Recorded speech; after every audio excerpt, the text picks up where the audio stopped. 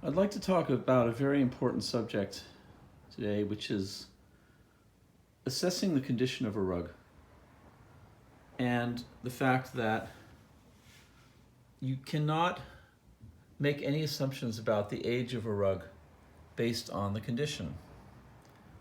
Here is a rug woven by the Baloch tribe around 1900, and you can see that it's worn right down to the foundation so that you can see specks of the warp and weft showing through.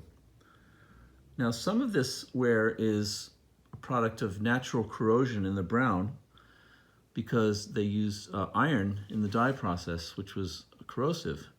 So when you see browns that are worn, it's not that big a deal. It actually sort of creates a sculptural effect with the ivory being nice and high and the brown being low. But I'm talking about the wear that's really right down there. And one of the things you want to do is decide sort of where you fall in the realm of buyer. Do you consider yourself buying purely for decoration? Or do you consider yourself a collector or want to be a collector that sees the best that they can see in a rug?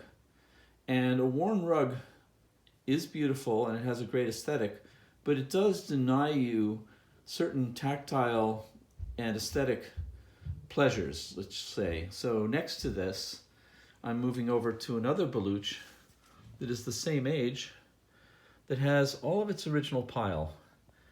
And when you look down grain, and when I talk about down grain, I'm saying that rugs are smooth one way and rough the other. And basically, the end where it's smooth going away from you is the finish of the rug.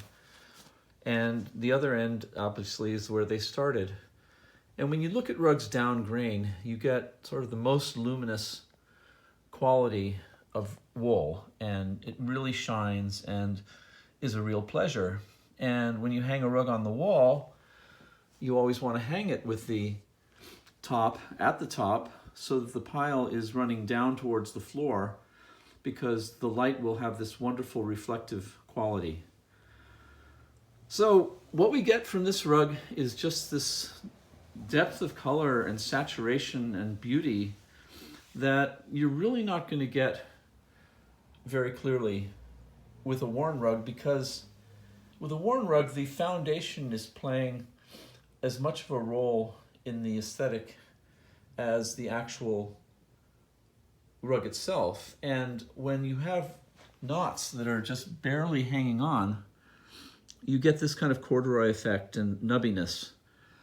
Now, the main reason I'm bringing this up is because there's a lot of misrepresentation in the business. There are a lot of dealers and even major websites that consider it kosher to have a condition description be the wear is commensurate with the age, which is a farce. You can't make a statement like that. It doesn't make any sense, because here we're looking at two rugs that are the same age, about 120 years each, and they're in very, very different condition.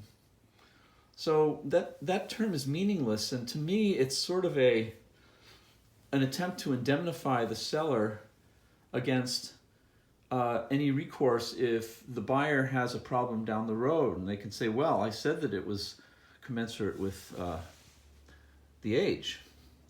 So I would take that very lightly if that's presented to you, and it would be important to think about sort of the overall value of the rug, and you're clearly going to have to pay much, much more for a rug that's in this condition. So how much more do you like it? These are the kinds of issues that will face you time and time again.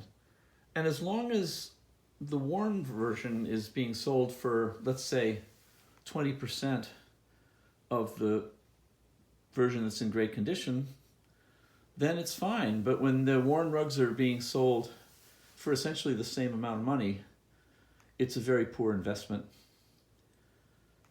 So that's what I want to touch on today, and I hope you've gained a bit of an understanding, and I look forward to seeing you in the next video.